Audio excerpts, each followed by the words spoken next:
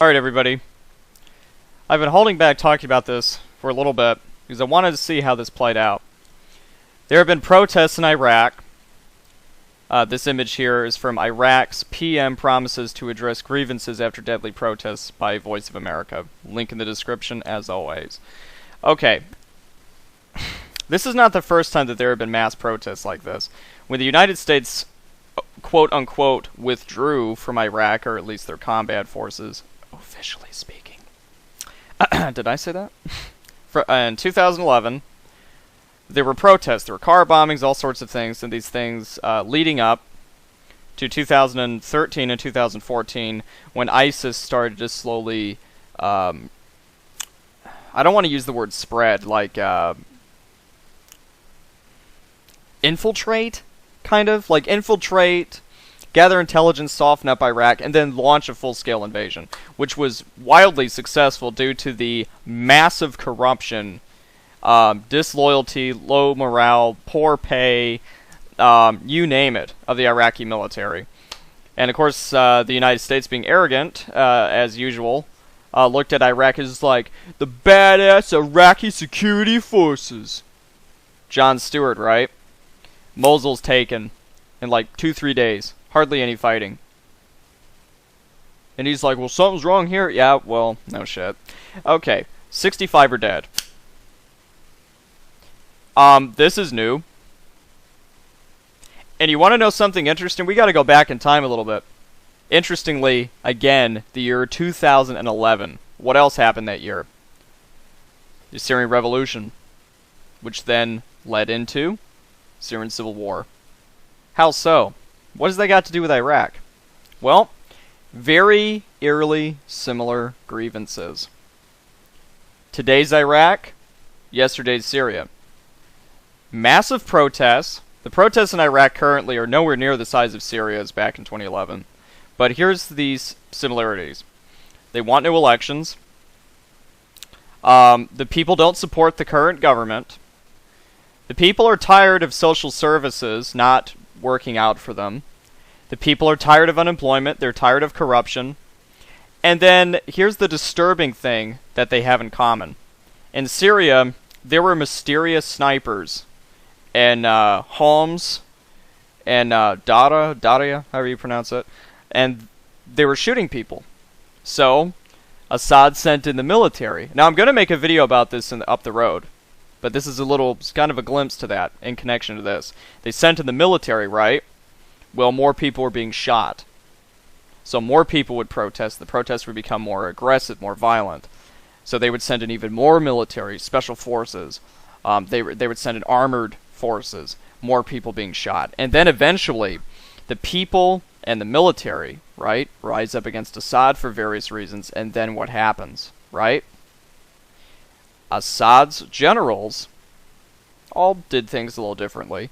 Decided to attack the traitors, which is what they were. All depends on your perspective. And attack the protesters. Boom. Civil war starts. What's happening here? Ready for this? Now, this is not just Al Jazeera, but this is where I'm reading this, right?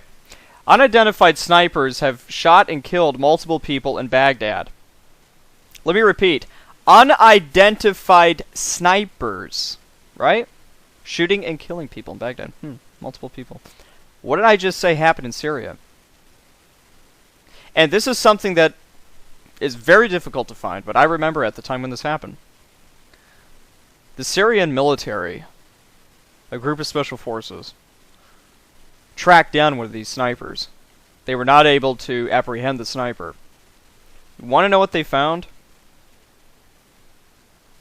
American-made equipment. And they found a laptop. And everything on there was in German. Kind of weird, huh? They also found some stuff having to do with the European Union intelligence organization called Zitzin. How odd. Well, here we go with Iraq. Nearly identical situations, albeit the scale is a bit smaller in this case.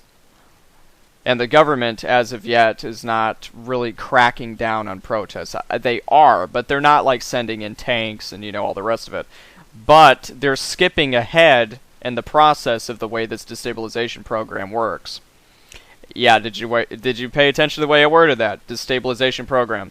I feel that there are malevolent forces that are trying to stir up problems in Iraq more so than they already are. I don't know who they are. There is no information. I'm sure many of you watching this will speculate. Some people will blame Saudi Arabia, some will blame the CIA, some will blame the Israelis, some will blame Iran. Probably some others watching this will blame a plethora of other countries and other organizations, but I digress. This is very disturbing. People legitimately protesting. Right? And then things get a little hectic. The cops show up, the military, whatever, you know. Same difference in Iraq at this point, for many years. Same difference. Very militarized police.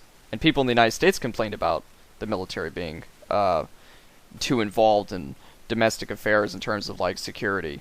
But that's a good thing. A lot of countries do that. Then they complain about the police being too militaristic. Well, in today's world, that's kind of what we got to put up with, right? That's the problem. But, again, I digress. People are being shot by snipers. You want to know what else happened? Right? Ukraine. Mysterious snipers. That's weird. You saw how that turned into. Ukrainian civil war, Russian intervention, America getting involved, etc. Syria, just got done telling you that. And now Iraq. Mysterious snipers. This has been going on for 4 days. In Syria, it took months. In Ukraine, it took weeks. In Iraq, it took 4 days. 4 days. Until there were snipers. That is quick. So who could respond that quickly? Well, it could be the Iraqi government, but what the hell would they get out of it? You know what I'm saying? What would they get out of that, kicking something up like that? Why would Iran do it? Iran wouldn't do that. A lot of Iraqis are Shia. And Iraq is, on their side. Why would they do that? Why would they do that? Sadr is calling for elections. You know, he's heavily backed by Iran. He's not calling for violence. Why would Sadr be behind it? He's not. As far as the Israelis go, what would they get out of it? I don't know. Destabilize Iraq. There's another civil war, a third civil war in Iraq that destabilizes the country. And then get this. Russia, the United States, and Iran would have to get even more involved militarily. So how would that help the Israelis? I'm not sure. But whoever is doing this wants the Iraqi government to look like the bad guys. Who would want to do that? Can you guess?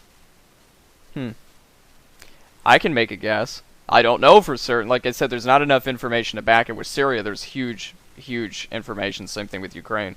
But when it comes to Iraq, currently we know like nothing. Who could be doing it? The cops don't know. The Iraqi government's like, well, we don't know anything about this. The people are saying, well, I'm telling you, it's the government. It's got to be the government. That's what these people want. So who are they? I don't know. If I had to guess, the only person, or not person, the only government that could possibly gain anything, quote unquote, positive out of this, from their perspective, is Saudi Arabia. You heard me right. Saudi Arabia. At the same time, that's speculation on my part. I don't know. I'm just looking at it based on what would Iran get out of it, what would Russia get out of it, all of it. Why would they want Iraq destabilized? You know what I'm saying? You tell me. Like I said, I don't think that it's the United States. You know what I mean? Now, the United States and the European Union, they destabilized Syria. And there's evidence that the Russians were the ones that destabilized Ukraine. Overwhelming evidence. There's also some evidence to suggest that the U.S. State Department was also involved. You know, Victoria Nuland, blah, blah, blah, blah, John McCain, not getting into all that. But as far as the snipers go, there was a group of Spetsnaz that were sent into Kiev the exact same time there were those sniper attacks. And the men that were carrying out those sniper attacks have been caught on film, and they are basically carrying GRU military equipment, including their firearms, their tactics, and all the rest of it. So again, we don't know anything further about who could be doing this, but just looking at and speculating who would gain what out of it, right? It has to be Saudi Arabia at this point, not unless some revelation comes forward. If it is the Iraqi government, that is very disappointing to hear. If it is foreign involvement, then the Iraqis are going to have to seriously take care of that. Because look at all the countries I just named where this has happened. Civil wars. Total collapse. You know, regime change. Sound familiar? Again, Russia, Ukraine, US, European Union, NATO, Syria, Iraq, we don't know yet. So, what would Saudi Arabia get out of it? Well, Iraq is very close with Iran. Iran has military bases there.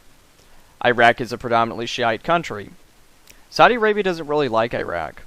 They never have. This goes all the way back to Saddam Hussein.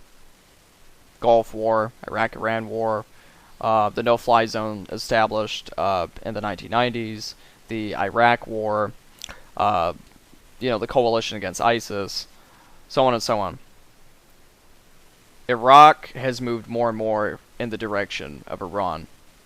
Also the Chinese, which again are also allied with Iran, Russia, that whole combine of countries. Saudi Arabia, if they are the ones responsible for it, this is my theory, okay? And I certainly hope this is not the case, because then we would have another proxy war after Iraq just got done fighting ISIS and all the terrible things that happened. Now they have to put up with this crap, if this escalates. This is all speculation. The reason why I'm talking about this now is because we went in 4 days from people protesting, and I yawned, it's nothing new, there's protests all over the world, to more protests, I'm like, okay, again, whatever, and then people getting killed. Huh, that's weird. Still, probably terrorists. And now this. I don't know what to make of this, man. If Saudi Arabia is responsible for that, I am telling you right now, and I've had a lot of viewers tell me this from all over the world, Saudi Arabia, them continuing to kick up shit all over the Middle East, and Iran, those countries are on a collision course for a war. And it's going to drag their allies into it, whether they like it or not. Now, Russia has even said, if there is going to be a war between the US or Saudi Arabia, Israel, whatever, any country, that's like Western leaning or whatever, or Saudi leaning towards Iran, Russia will not directly intervene as it did in Syria. That was a unique circumstance. Because Russia and Iran don't, they're allies, but they don't have like a formal treaty that says, yes, I will mutually defend you in case something happens. But they will back them. They have arms treaties. They will sell weapons to them. They will send military advisors and train them. That's scary stuff. What if a country, say Saudi Arabia, Israel, whoever, carries out airstrikes in Iran, and they accidentally kill some Russian military advisors? You know how bad that looks? Russia can't just sit back and let that happen. That's why the United States under the Obama administration and Trump coordinate strikes against Syria. Because Russia doesn't want World War III, and neither does the United States. So they tell the Russians ahead of time, hey, we're going to bomb this, tell your men. And, sometimes they pass it on to the Syrians and they try to minimize casualties. It's all politics, man. It's all a game. It's all a show. But if something like that happened, it would be pretty bad. Again, back to Iraq. If Iraq goes through another civil war, that's it. This cannot go on again. 3 strikes and you're out, as they say with American baseball. We had 1 strike with the sectarian violence with the U.S. occupation. 2 strikes, we had the rise of ISIS and the total collapse of Anbar province and the siege of Mosul, Fallujah, and all the rest of it. And now we have the possibility of there being this being the spark for the coming Great Mideast War. And hopefully this calms down, but I doubt it.